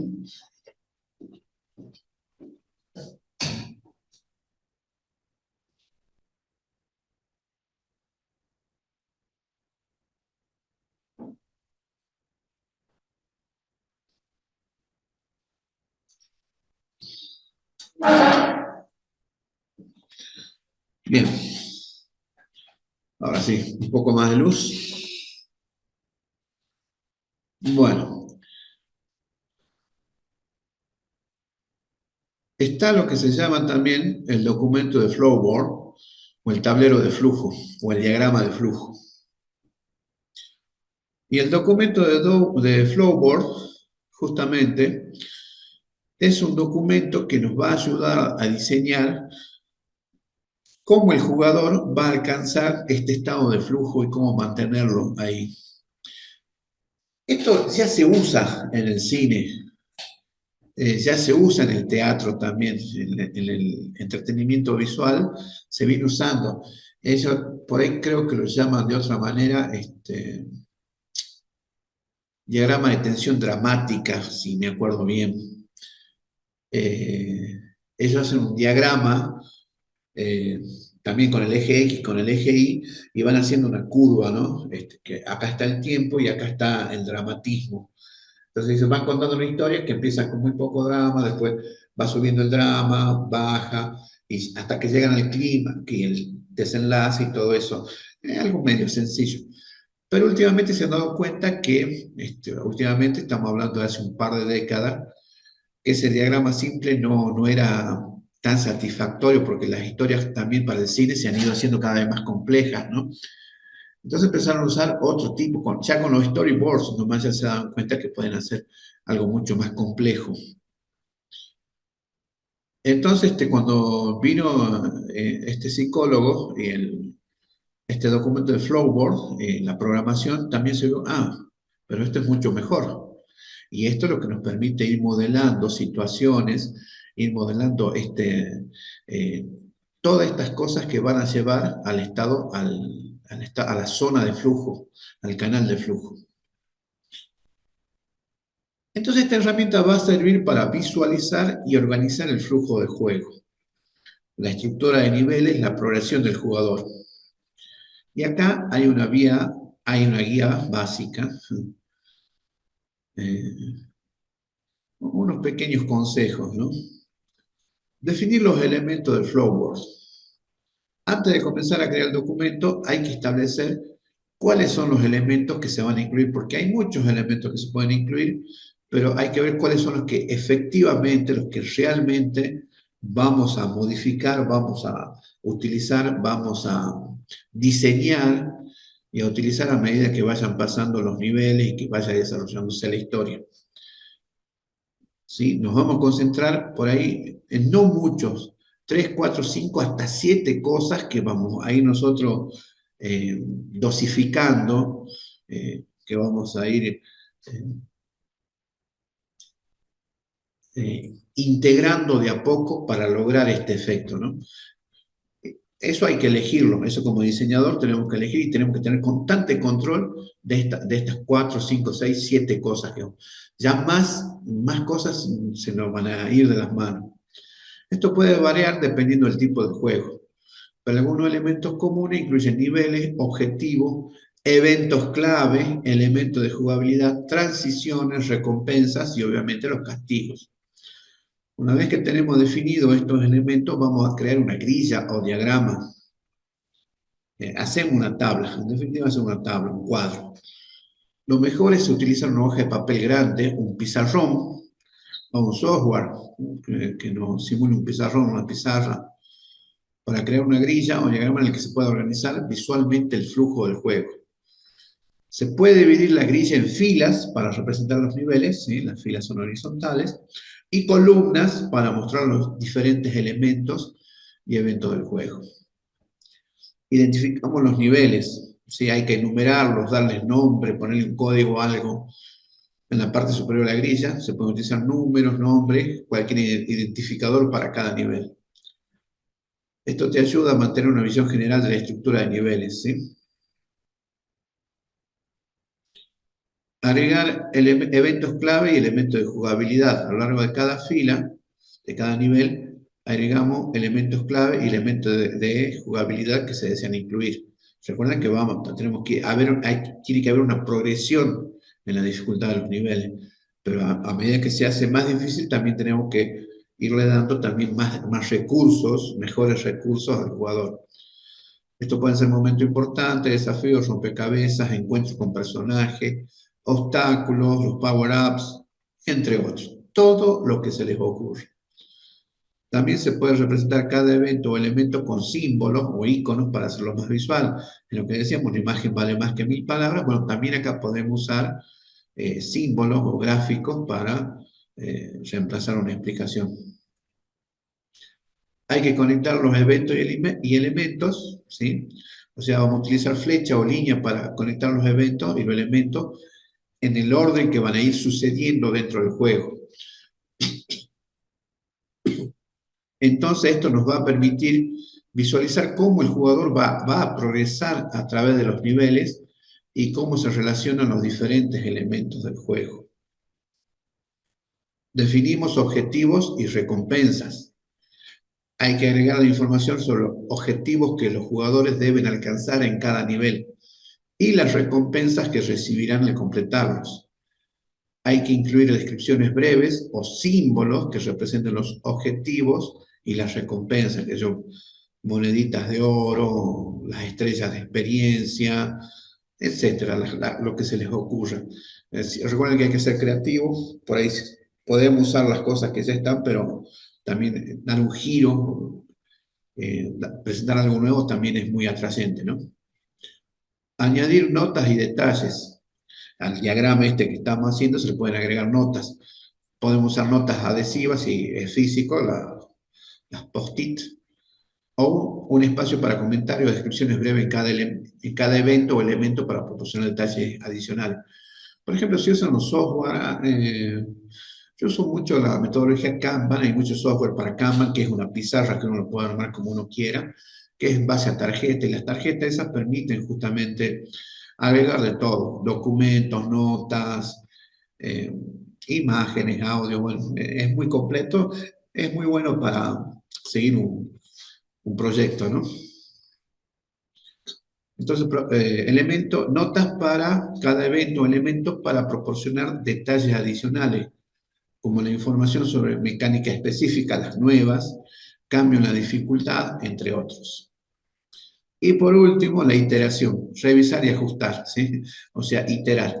A medida que se va armando este documento de Flowboard, que en realidad va a ser un tablero, pero si son muchos niveles, hay muchas alternativas, por ahí vamos a ir por secciones, por niveles, es necesario revisarlo regularmente y realizar ajustes según sea necesario para asegurarnos de que el flujo de juego sea lógico, sea atractivo, sea coherente, que los objetivos sean alcanzables, que la progresión sea equilibrada y gratificante para los jugadores. Fíjense que siempre debemos tener en cuenta esto de la experiencia de juego, ¿no? Entonces, el objetivo principal del documento de Flowboard es dar una representación visual del flujo del juego y de la estructura de niveles. Se puede adaptar el formato y los elementos según las necesidades y preferencias del proyecto en curso. Este documento es una herramienta muy útil para comunicar la visión que tenemos a los demás miembros del equipo y mantener un enfoque claro para justamente reunir todos los esfuerzos en concretar esa visión, ¿sí? Acá más o menos les puse un ejemplo, lo que sería la entrada al juego, un flowboard. Empezamos con la pantalla principal, pasamos al menú principal que nos da las opciones, un solo jugador, multijugador, las opciones. Una vez que elegimos ahí, vamos, por ejemplo, a un solo jugador, un nuevo juego, continuar y vamos al juego. Más o menos cómo se va estructurando el flujo. Por supuesto que los diagramas ya cuando estamos en los escenarios es mucho más complicado porque debemos tener en cuenta qué acciones va a realizar el jugador, qué elemento, y fíjense que se hace algo bastante grande, ¿sí? Pensar en todas las posibles acciones. ¿Qué pasa? Supongamos que estamos en un first person shooter. Eh, si agarro un arma de fuego para enfrentar a esta clase de enemigo, eh, o en lugar de un arma de fuego, quizás agarro una espada. Me va a tomar quizás más tiempo o menos tiempo, depende si la espada es más efectiva que el arma de fuego. Eh, y todo eso se va ramificando. Por eso que dice agarrar una hoja grande para hacer el diagrama, ¿sí? Y esto hay que hacerlo, pensarlo, rehacerlo, modificarlo, darlo, pero esto ayuda ya justamente a construir la progresión de niveles y asegurarnos que el flujo de lograr esta experiencia de que el jugador esté en la zona de flujo en todo momento. No es un trabajo fácil, este es un trabajo delicado, es un trabajo difícil, hay que entender muy bien cuál es el juego, hay que entender a los jugadores, ver cómo hacemos para llevarlo hasta donde queremos que esté en este canal de flujo. Y por eso una vez que sí, ideamos, pensamos todo eso, hay que probarlo, hay que obtener feedback, hay que obtener retroalimentación a ver si las ideas que estamos teniendo son viables y realmente funcionan o hay que modificarlas, ¿sí? Siempre piensen en este tema de la iteración, de obtener retroalimentación, que es muy valioso y sí, es mucho mejor modificar cosas en la etapa de diseño que modificarlas, fíjense, mientras están desarrollando, porque va a ser menos costoso. Y mientras el diseño sea claro, esté bien especificado, se sepa qué hacer con cada cosa, entonces el desarrollo simplemente es implementación. No hay que volver a diseñar, ya simplemente hay que concretar las ideas. Bueno, esa es la importancia de estos documentos. Bueno, ¿Alguien quiere hacer alguna pregunta, algún comentario antes de pasar al último tema de esta clase?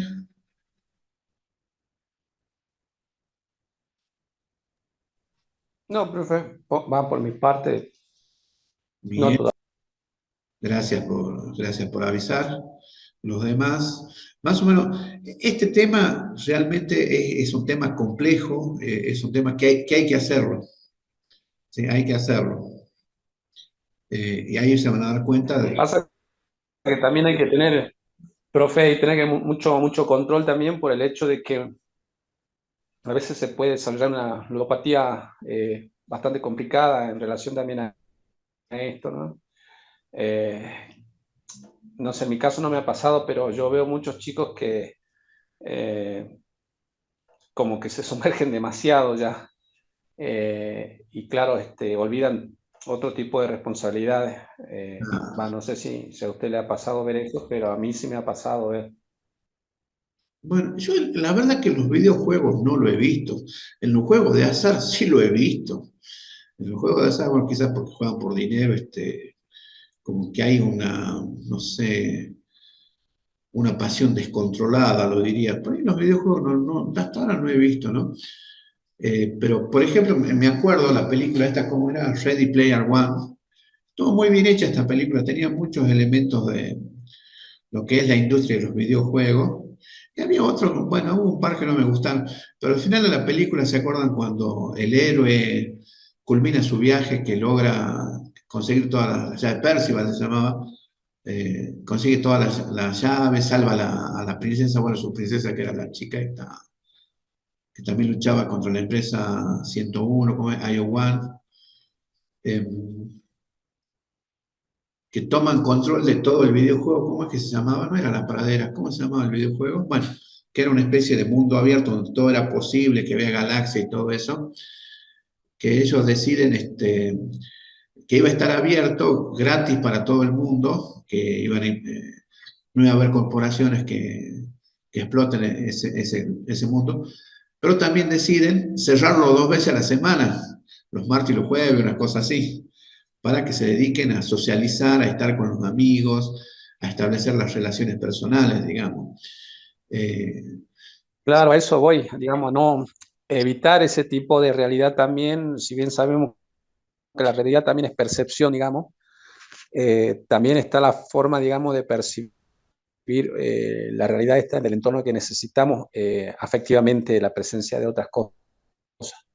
claro, porque fíjate esto que decíamos acá, la gratificación intrínseca, el jugador satisface un deseo no material, que es esa sensación de control y autorrealización, que en el videojuego es mucho más fácil de concretarla que en la vida real. Por ahí en la vida real hay algunos impedimentos, por ahí si no sabes expresarte o no tenés unos amigos para pasar un rato, un jueves a la noche, bueno, hablando de jueves a la noche, un sábado, o para ir a jugar al fútbol que hacemos nosotros, o juntarnos a comer un asadito, ya tener amigos para ir a comer un asadito es un tesoro grande. Y no tenemos que olvidar ese tipo de cosas porque eh, esta sensación que nos dan los videojuegos no dejan de ser artificiales. Están diseñados por otras personas. Y muchos de estos videojuegos están diseñados justamente para ganar plata. ¿Sí? Ganar plata a expensas de nosotros. En cambio, cuando uno está pasando tiempo con los amigos, está estableciendo relaciones personales, relaciones sociales, y eso es impagable. Si bien es cierto que depende de los tipos de amigos, las circunstancias y todo eso, a veces hay altibajos, pero bueno, todo es parte del aprendizaje de este juego inmenso que decía Ralph Koster, que es la vida. ¿Sí? El mejor juego de todos, dice Ralph Koster en su Theory of Fun. Eh, no nos olvidemos de jugar en la vida, ¿sí? También hay que jugar en la vida. Sí, sí, muy buena la acotación. Bueno, pasamos a ver qué dicen en el chat. Bien, no hay nada. Bueno, pasamos al último tema de la clase de hoy, que es el documento de monetización. Bueno, ya estuvimos jugando, nos dimos el gusto, jugamos por amor al arte. Ahora llegó el momento del cash. Un aspecto que es cada vez más relevante en la etapa de diseño es pensar la forma de obtener ingresos, ¿sí? Entonces, también en el equipo de diseño va a haber un rol específico o un equipo que va a pensar en cómo vamos a generar ingresos con este videojuego. Si vamos a vender licencias o si vamos a usar algunas formas de monetización por descarga de contenido o hay muchísimos modelos, muchísimas metodologías que están disponibles hoy en día. Incluso los motores de juego ya tienen un apartado, Unity, Unreal, van a ver que hay un apartado de monetización también en los motores de juego, los más grandes. Pero estamos en la etapa de diseño y estamos escribiendo documentos, entonces tiene que haber un rol, un especialista que se dedique a investigar, a probar, a buscar la manera de monetizar y que va a escribir todo eso en un documento de monetización. Y también es muy importante hacerlo cuanto antes y hacerlo en la etapa de diseño para después guiar la etapa de desarrollo. Entonces, ¿cómo se va a planear la generación de ingresos a través del juego? Primero hay que conocer cuáles son las diversas formas, las diversas alternativas, los métodos que van y ver si están disponibles para nuestro equipo, ¿no? Por ahí capaz que se nos ocurre una idea, pero algún método y no esté disponible. Hay que ver cuáles son las que están disponibles. O si podemos crear algo nuevo también, ¿no? Si a alguien se le ocurre algo nuevo, pero bienvenido sea. Entonces, bueno, hay una estructura básica de lo que es el documento de monetización. Acá esta parte sí requiere mucha investigación, indagar el mercado. Acá sí o sí hay que empezar conociendo el mercado, hay que ver una encuesta de mercado, hay que ver si están dispuestos a pagar por lo que estamos por ofrecer. Y eso se hace a través de un estudio de mercado, que lo podemos conseguir por tercera fuente o hacernos nosotros mismos nuestras propias encuestas y analizarlas, lo cual también lleva un trabajo extra, ¿no? Pero bueno, básicamente, ¿qué es lo que hay que hacer para escribir este documento de monetización? Primero, identificar los modelos de monetización. Hay que investigar y comprender los diferentes modelos de monetización utilizados en la industria de los videojuegos. ¿Vieron cómo fue cambiando, evolucionando? Las compras dentro de la aplicación, in-app purchase, la publicidad, suscripciones, ventas directas, etc. Investigar cuáles modelos se adaptan mejor al tipo de juego y a la audiencia. Investigar, y ya estamos hablando de encuestas. O que conseguimos los datos a través de ponerle Newzoo, que es una muy buena fuente, o hacer nosotros mismos nuestro estudio de mercado, que va a ser más costoso, pero también va a ser más localizado.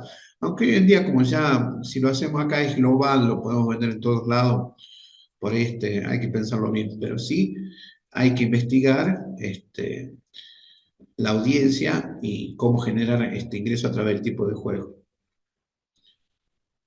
Los modelos de licencia también, aunque ya casi nadie hace, salvo las grandes que siguen vendiendo licencias, ¿no?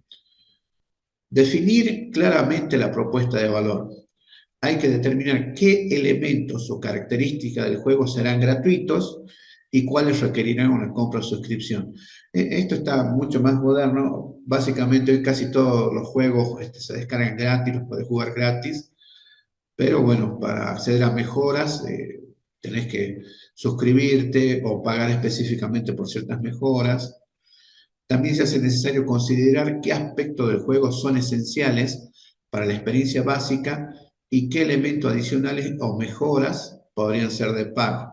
Sí, esto está hablando mucho el fenómeno actual. Luego viene esta parte, establecer la estrategia de precios. Hay que definir los precios de los productos o servicios de pago que se ofrecerán en forma clara, en forma precisa. Se pueden considerar diferentes niveles de precios, paquetes o bundles, para brindar opciones atractivas a los jugadores. Por lo general, lo anterior se hace luego de realizar un análisis de mercado para determinar precios competitivos y rentables. Claro, hay que ver también la competencia que está ofreciendo, los demás que están ofreciendo. Había uno de estos que habla de monetización que dice que El gran negocio está en la gente que gasta $25 por mes, todos los meses. Ahí está el gran negocio de los videojuegos. Y claro, es cierto, ¿cuánta gente habrá? Miren, fíjense que eso lo escribe alguien del primer mundo. Fíjense al nivel al que han llegado, ¿no? Yo, yo era uno de esos, profe, cuando me sacaba PlayStation, las promos de Play Claro, Store. Claro, los juegos salían $12 y te los tiraban a $3. Yo me acuerdo que me le metía $15, $20, pero me llevaba como 5 claro, juegos, más o menos. Y exacto. me, claro, ahí era factible, pero meterle 25 por uno no había chance, digamos. Pero ahí había mucha probabilidad, mucha posibilidad, digamos, de llevarse un buen juego a bajo costo. Ujú. Pero bueno, es como usted dice, hoy en día el sistema de monetización de juegos ya cambió bastante, ya está muy limitada esa faceta, digamos, de comercialización de productos ahora. Claro. Se han dado cuenta que ganan más dándote el juego gratis y las mejoras te las cobran, o las temporadas, o las extensiones, etcétera.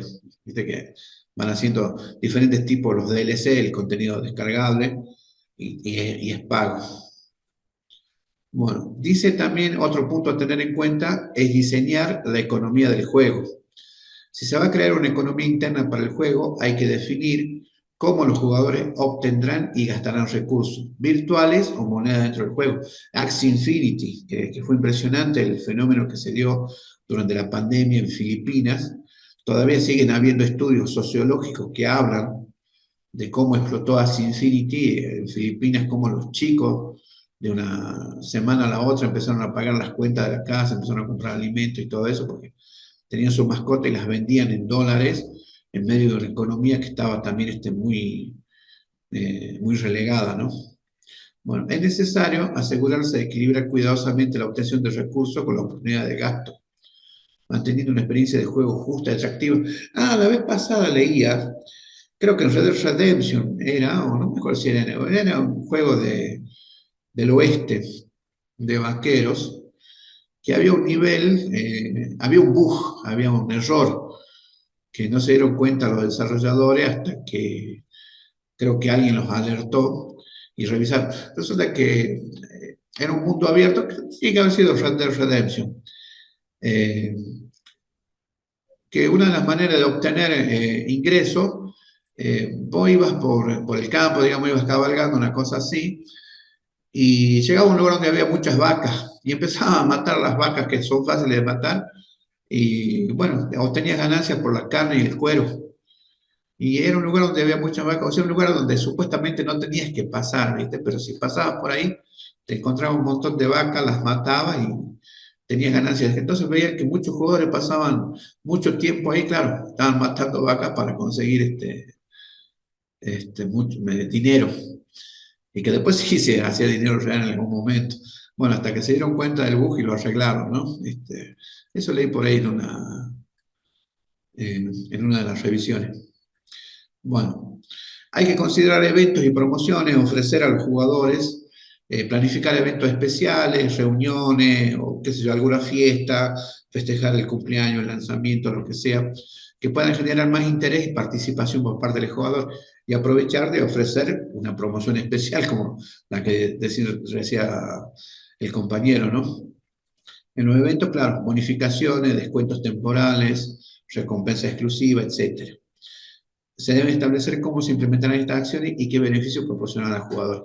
Una buena manera es referenciar, es ver lo que hacen las grandes empresas, como decía esto de la PlayStation.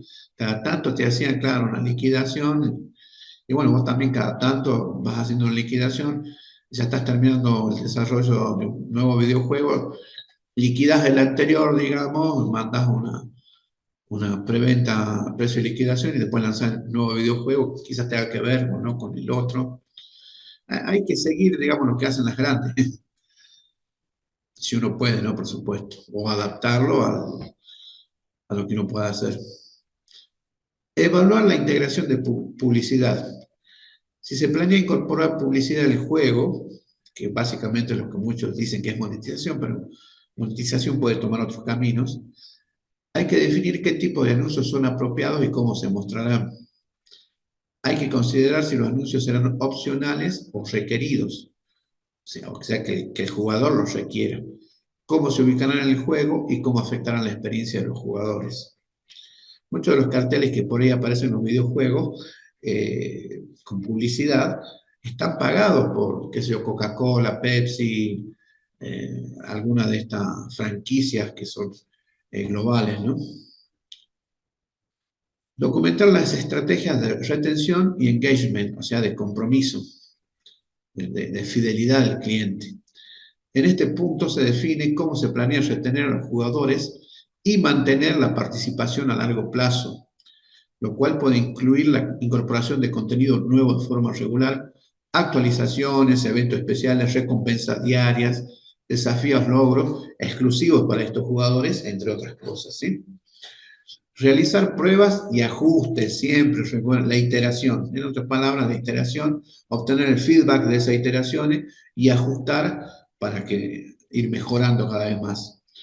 A medida que se van implementando las estrategias de monetización, hay que realizar pruebas para evaluar la efectividad y realizar ajustes según sea necesario.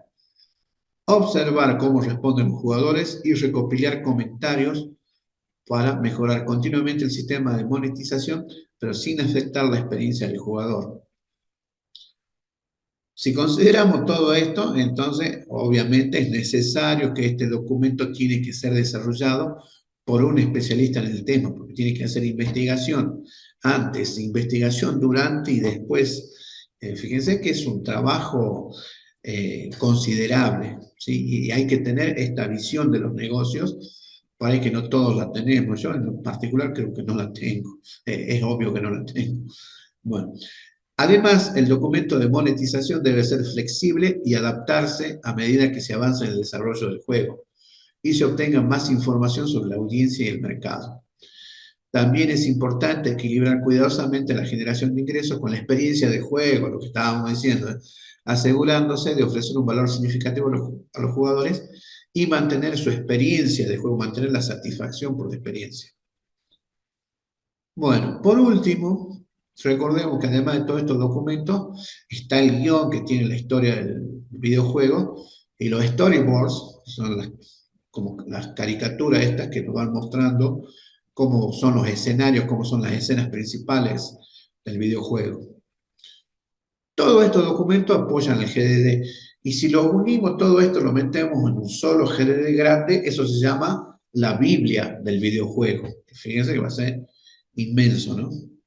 Bueno, hasta ahí llegamos por hoy. ¿Qué hora es? Uy, estamos justo. Hemos logrado el estado de flujo. Fíjense, pasó el tiempo.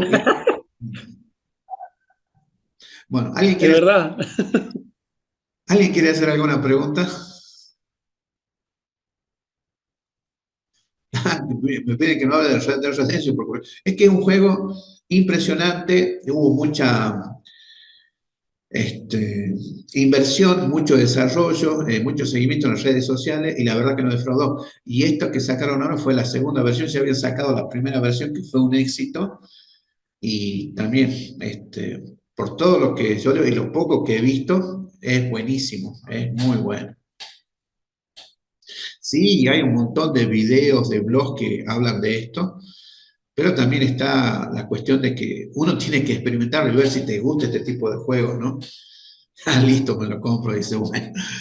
No, investiga un poco, fíjate, qué sé yo. Y sí, si te gusta comprar, hay que darse los gustos, ¿qué va a hacer?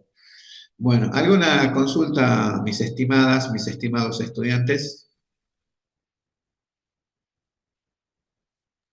No, profe, caso mío no. Ah, dice que está en descuento, dice, en Steam y en la Epic Store. Dice que realmente está en descuento.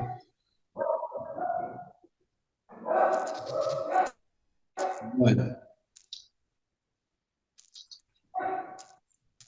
Bueno, si no hay preguntas, bueno, voy a dar por terminada la clase. Como siempre, un gusto estar con ustedes. El próximo lunes no vamos a estar. Este, ¿Qué les parece? Eh, No, bueno, entonces al lunes siguiente, el lunes después de este fin de semana largo, recuerden que van a tener el primer parcial, ¿sí? El próximo lunes les voy a subir un cuestionario como de prueba, ¿sí? El próximo lunes van a tener un cuestionario de prueba, no tenemos clase, y al lunes, o sea, el lunes este del feriado largo van a tener un cuestionario de prueba, 10 preguntitas. Y Profe, lo sí, interrumpo.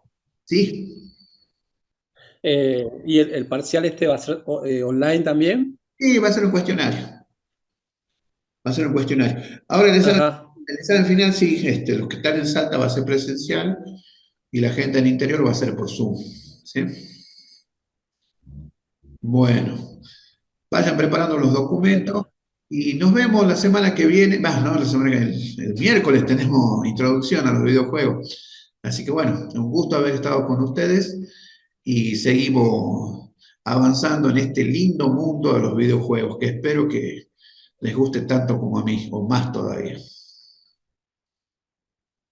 Gracias, profe. Nos vemos. Nos Gracias. Gracias, vemos, profe. profe. Nos vemos también. Hasta el miércoles. Hasta el miércoles.